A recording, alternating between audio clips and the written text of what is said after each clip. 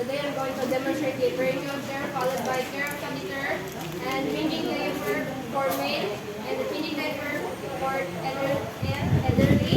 So the indication and the purpose for this is to check the skin condition, to avoid microbial spread, for patient comfort and relaxation, and to avoid foul smells and to have a clean perineum. So I'm going to start the procedure. So do the 12 sequence. So check the chart of the patient, including the name, age, the age, sex, marital status, ICD orders, and the diagnosis of the patient. So go to the patient room. Good afternoon, sir. I am your first user from 8 a.m. to 5 p.m. And what is your name, sir? When is your birthday? Then please check the wrist tab. Sir, today I'm going to check clean your perineum and followed by your catheter and changing of diaper. Is it okay with you, sir? And check the vital signs of the patient. So all the vital signs of the patient are all normal. Sir, I'm going to leave you for a while to prepare all the materials. So arrange the sliders prepare the materials. Go back to the patient's room, open the door. Sir, I'm back. Before we proceed the procedure, do you want to defecate or urinate?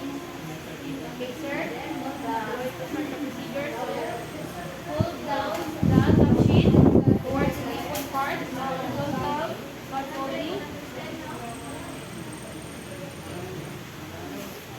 Both hands, the abdomen.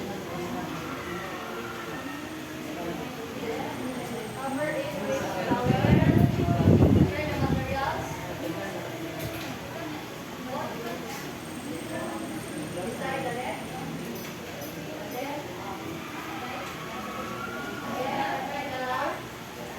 Abduct the legs. Patted it with towel to avoid soiling the linens and avoid chilling.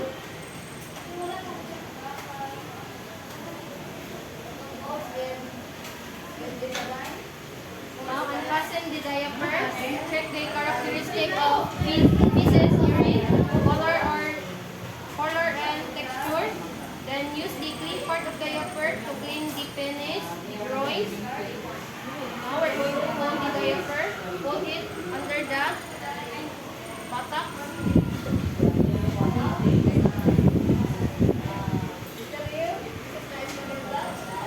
Now we're going to clean the perineum. Use the washcloth. Hold the penis in a 90-degree angle. The urethra. Hold the glans penis. Hold the corona. Hold shaft. Hold scrotum and under the scrotum. Hold the groins. Start. Use the other washcloth with soap. The urethra. Hold glans penis. Hold the corona. Hold the shaft. Hold scrotum. Under the scrotum and the groins.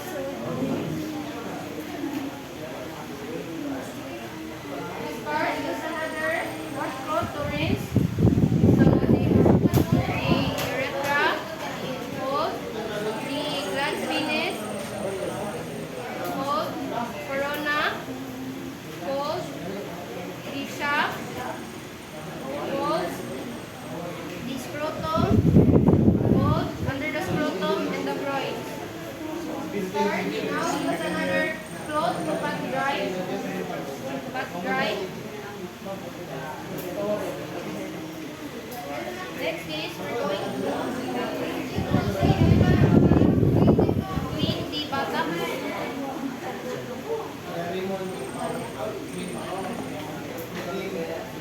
Place the farthest arm. Put patient into a lateral position. Bend the knee. Sir, I'm going to move you in a lateral position.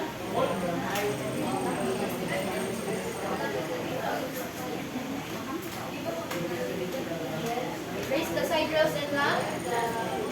Sir, I'm going to move you in a lateral position in the count of 3. 1, 2, 3. Now I'm going to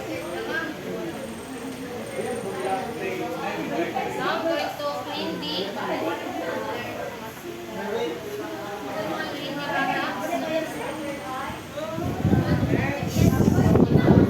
circular stroke, circular stroke. Pay attention to the iliac case, the sacrum, coccyx. Coccyx, ischium in the gluteal fold. Start. Another washcloth with soap. Circular stroke, iliac case, sacrum, coccyx, ischium, gluteal fold. Washcloth with soap. Washcloth rinse. Circular stroke, iliac case, sacrum, coccyx, ischium, gluteal fold. Start. Up dry. Up dry. Now remove the incontinent pad including the diaper. Now we're going to use wear new set of gloves and get the new set of incontinent pad.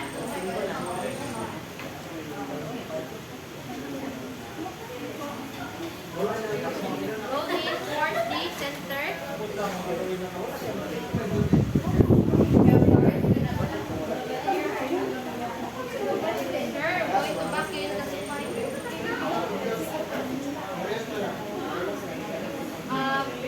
Check the condition of the skin and apply moisturizer or lotion.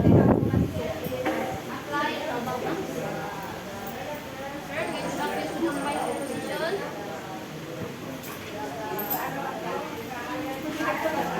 Both hands in the abdomen.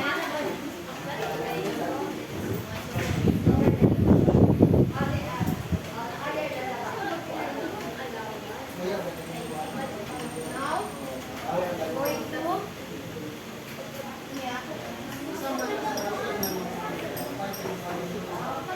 to paddle in between legs.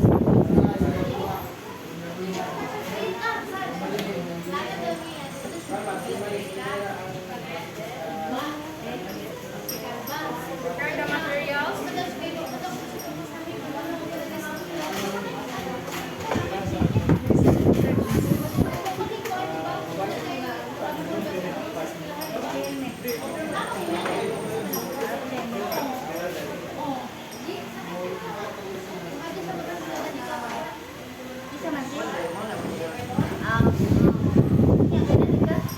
Insert ka daw.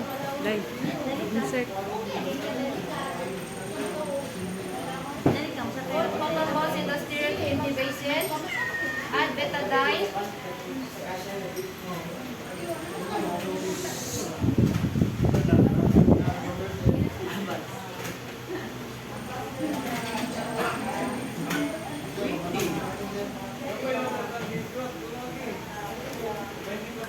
And betadine. Now remove gloves. From gloves to gloves, skin to skin. Hand sanitizing or washing. Now get the sterile gloves, check the integrity. Any insect bites, discoloration, expiration dates, okay? Now, find the flap, thumbs up. I already add powder. Wrap.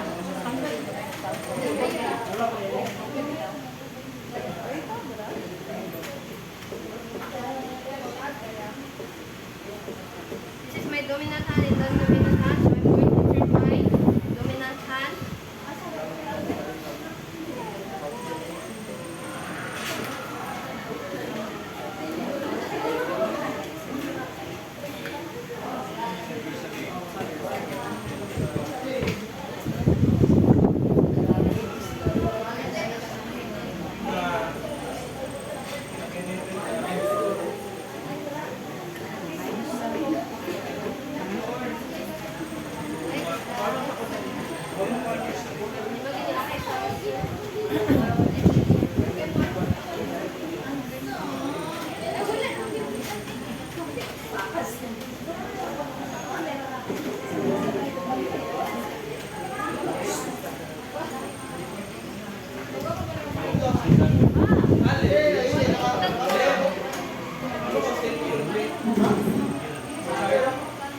Blue na lang gamitan. Tumagin ako sa ito. Ay, oo.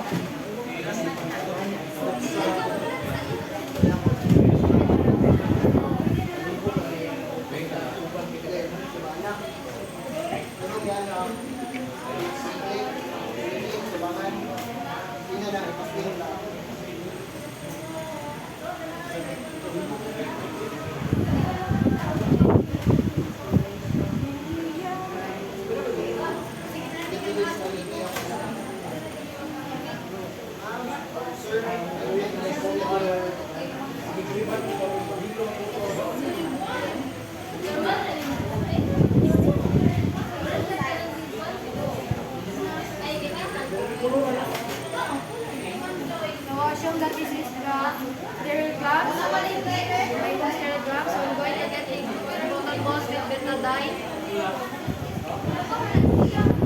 Other total cost is holding the catheter in the insertion site. At least 2/3 high. Total cost with betadine in the insertion site. I'm going to clean at least 2/3 high in a rotatory motion. Single stroke, avoid retracing. Now, go at least 3 times.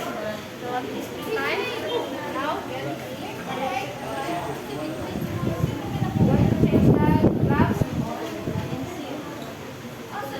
So remove the towel.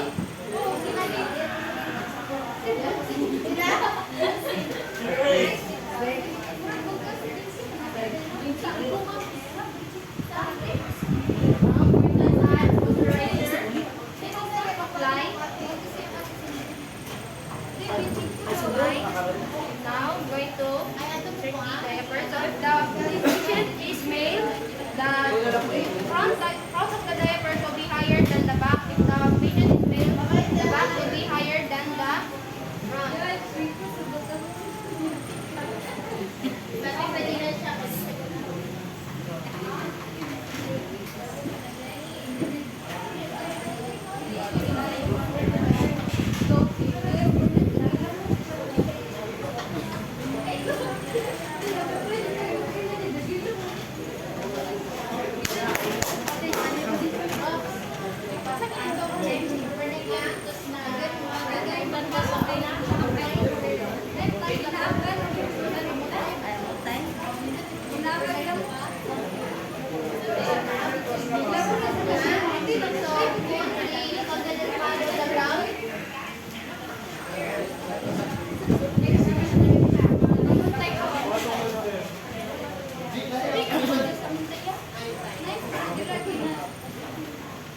Now, in the standing position, unfasten the diaper.